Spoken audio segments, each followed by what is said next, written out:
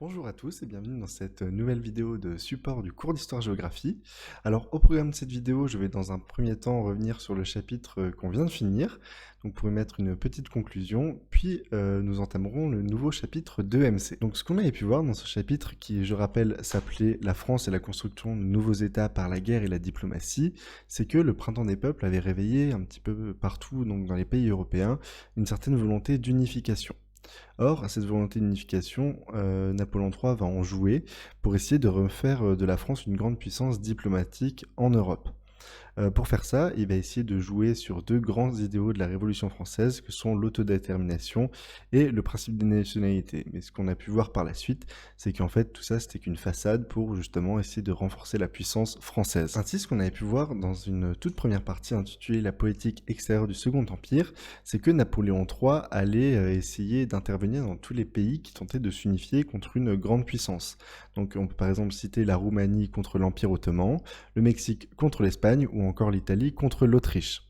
Encore une fois, ce qu'on avait pu voir ici, c'est que Napoléon III, il veut se faire passer un petit peu comme le gentil de l'histoire, comme le sauveur de ces pays, pour renforcer sa puissance à l'échelle européenne. Contrairement à ce qu'il laisse entendre avec le principe des nationalités, c'est pas du tout désintéressé comme démarche, il y a vraiment une volonté intéressée derrière. Une fois qu'on avait vu ce grand 1, la politique extérieure du Second Empire, on avait pu voir un petit peu plus en détail le rôle de la France dans l'unification italienne. Et ce qu'on avait pu voir dans un tout premier temps, c'était le contexte italien et les débuts de la campagne d'Italie. Alors, vis-à-vis donc de l'unification italienne, il faut savoir qu'elle remonte au Risorgimento, donc en fait au printemps des peuples, avec Giuseppe Mazzini qui va tenter pour la première fois d'unifier l'Italie.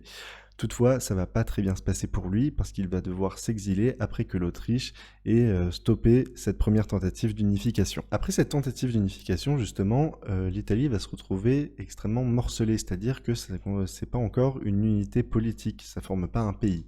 L'Italie, à cette époque-là, va être composée de trois principaux royaumes, donc le premier étant le royaume du Piémont-Sardaigne, le deuxième étant le royaume des deux Siciles, et enfin le troisième étant les États pontificaux qui vont donc dépendre de la juridiction du pape. Tout le reste va être plus ou moins contrôlé par l'Empire d'Autriche. On va avoir par exemple la Lombardie et la Vénétie qui sont purement et simplement des provinces autrichiennes, mais également les duchés de Parme, Modène et Toscane qui vont être sous influence autrichienne. Donc en gros qui vont dépendre de la juridiction de l'Autriche. Et justement, parmi toutes ces entités, il y en a une qui va sortir du lot, à savoir le royaume de Piémont-Sardaigne. En effet, quand tous les autres royaumes et tous les autres duchés vont être plutôt sous influence monarchique absolue, ici on va trouver une constitution et un régime un petit peu plus allégé, plus libéral. À la tête de ce royaume de Piémont-Sardaigne, on va avoir deux personnes qui vont être très importantes car considérées comme les pères de la patrie italienne. Tout d'abord le roi, Victor Emmanuel II, puis dans un second temps son premier ministre, Camillo Cavour. Et justement, ces deux personnages, donc Victor Emmanuel II et Camillo Cavour, sont appelés pères de la patrie italienne car c'est derrière eux que l'Italie va réussir à s'unifier contre l'Autriche. Le problème, comme vous pouvez le voir à l'écran, c'est que le royaume de Piémont-Sardaigne, c'est un petit royaume qui donc n'a pas forcément une énorme armée. Le royaume va donc avoir besoin d'une aide extérieure, et cette aide extérieure, il va pouvoir la trouver en la personne de Napoléon III. Et donc Napoléon III, lui, de son côté, va être plutôt d'accord pour aider le royaume de Piémont-Sardaigne à se battre contre l'Autriche pour récupérer les duchés sous influence autrichienne, mais également la Lombardie et la Vénétie. Toutefois, il ne rêve pas de voir l'Italie s'unifier totalement, parce que le problème, c'est qu'en Italie, on a ces États pontificaux. Or, Napoléon III tire un grand soutien des catholiques français.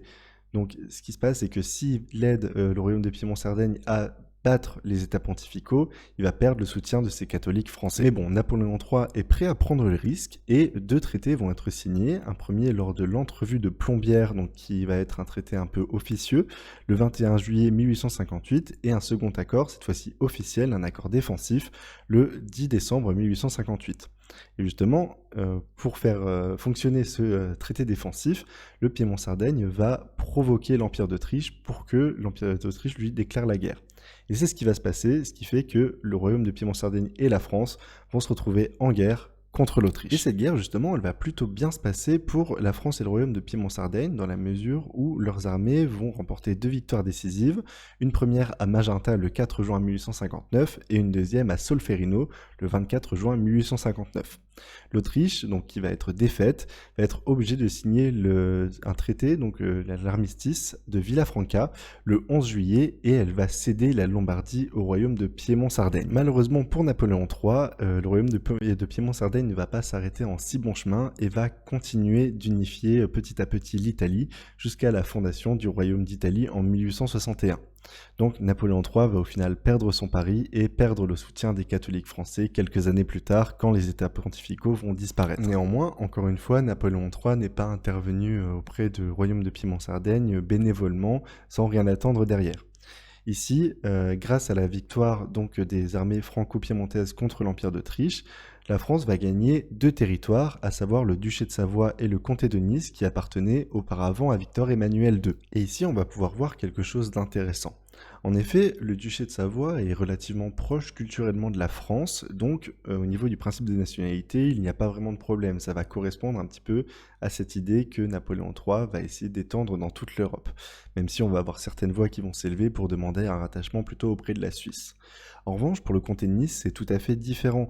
Nice est beaucoup plus proche du Piémont-Sardaigne que de la France, mais ça, Napoléon III, il va pas vraiment s'en soucier. Et on voit ici qu'en fait, ce principe des nationalités, c'est qu'une façade pour justement renforcer son influence en Europe. Et donc, pour en quelque sorte valider cette annexion, Napoléon III va proposer un plébiscite au comté de Nice et au duché de Savoie.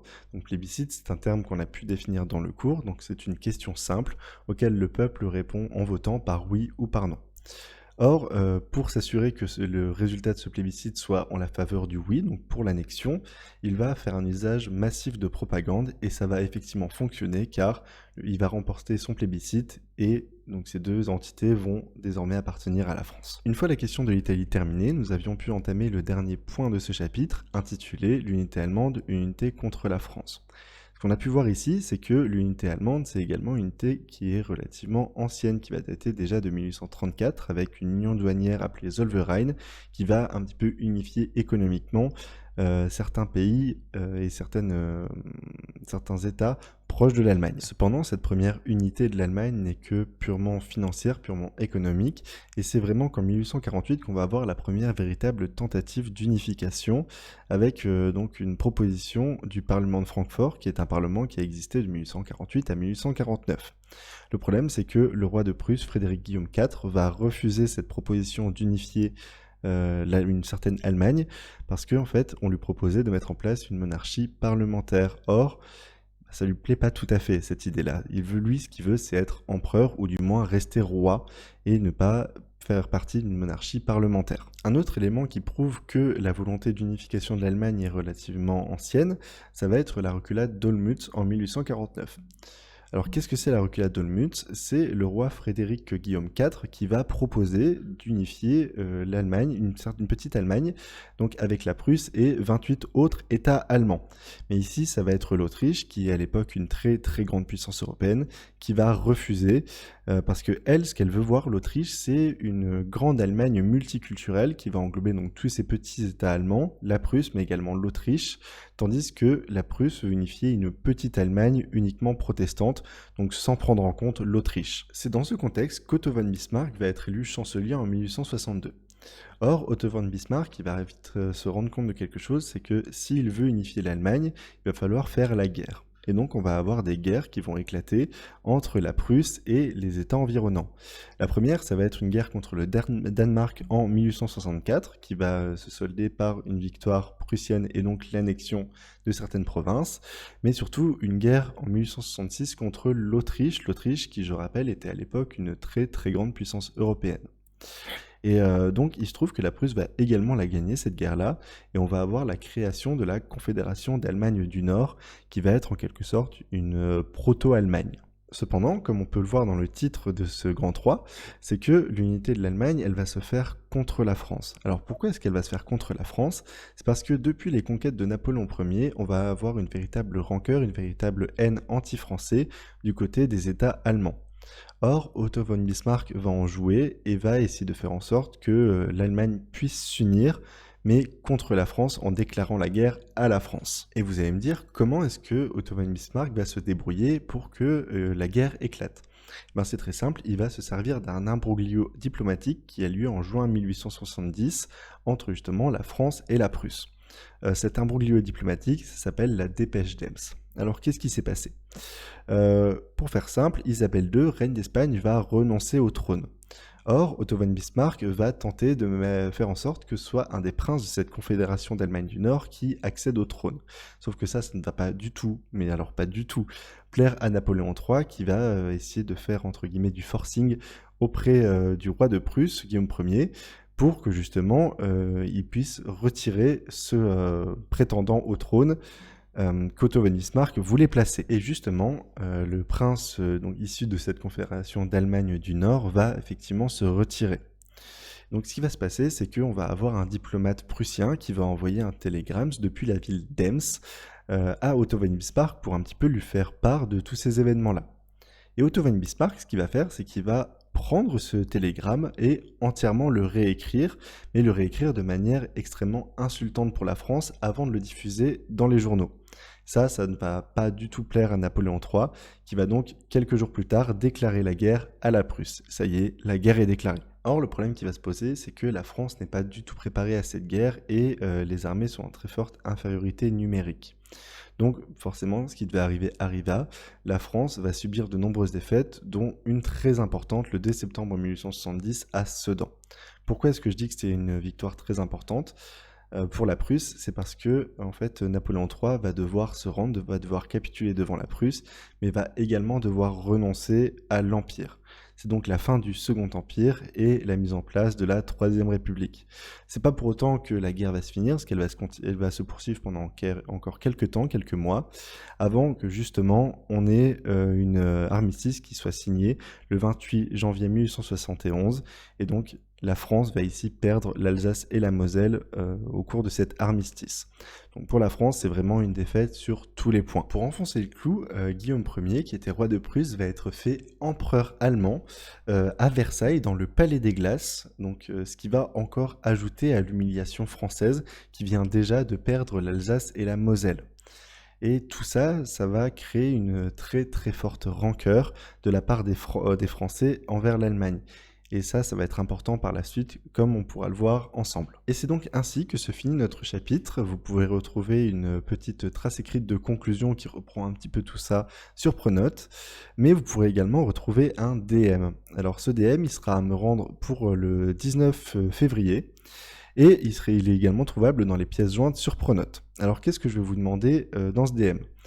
Dans ce DM, je vais vous demander de vous mettre un petit peu dans la peau d'un Niçois ou d'un Alsacien et d'écrire une lettre qui va retracer les événements qui sont donc indiqués sur le document. Ce DM il sera envoyé au format numérique à l'adresse que vous pouvez trouver également sur Pronote, donc encore une fois avant le 19 février. Ceci étant fait, nous allons pouvoir entamer le nouveau chapitre de MC qui s'intitule donc l'axe 1, fondement et fragilité du lien social. En fait, ce qu'on va voir ici, c'est déjà, dans un premier temps, la définition de lien social. Donc, le lien social, c'est l'ensemble des relations de toute nature, donc politique, économique, culturelle, qui relient les individus dans leur vie sociale et quotidienne, assurant ainsi l'unité d'une société, sa cohésion sociale. Ne vous en faites pas, cette définition, vous pouvez la trouver sur Pronote. Donc, en fait, ce lien social, il va se construire dans des institutions comme la famille, l'école, le travail, et il va également provenir de valeurs communes et de pratiques communes. Or, il se trouve qu'aujourd'hui, ce lien social, il évolue très fortement. Pourquoi il évolue fortement? Parce que la société évolue très fortement également. Donc le fait est que l'évolution de la société va pouvoir sur certains points parfois fragiliser justement ce lien social, mais on va également avoir des avancées technologiques qui peuvent contribuer à le fragiliser. Je pense notamment à l'apparition d'Internet et des réseaux sociaux, ou encore des événements d'actualité plus récents comme la Covid. Donc voilà un petit peu pour les premiers éléments de contextualisation. Donc vous pourrez retrouver sur Pronote une introduction qui reprend grosso modo ce que je viens de dire ici. Et à partir de ça, on va donc pouvoir se poser la question qui va sous-tendre notre chapitre, donc ce premier axe, à savoir comment les fondements du lien social se trouvent-ils aujourd'hui fragilisés. Et pour répondre à cette question, on va dans un premier temps travailler sur justement ces évolutions de la société dont je parlais, et en particulier les évolutions du cercle familial et les évolutions en termes spatiaux. Je vous invite donc à écrire un grand 1 des fragilités liées à l'évolution de la société. Et comme vous pouvez voir en dessous, il y aura une petite activité à faire dans cette partie qui sera donc à faire pour la prochaine fois. Et encore une fois, vous pouvez trouver cette activité sur Pronote dans les pièces jointes. Sur ce, je vous souhaite à tous un bon travail, un bon week-end et je vous dis à la semaine prochaine.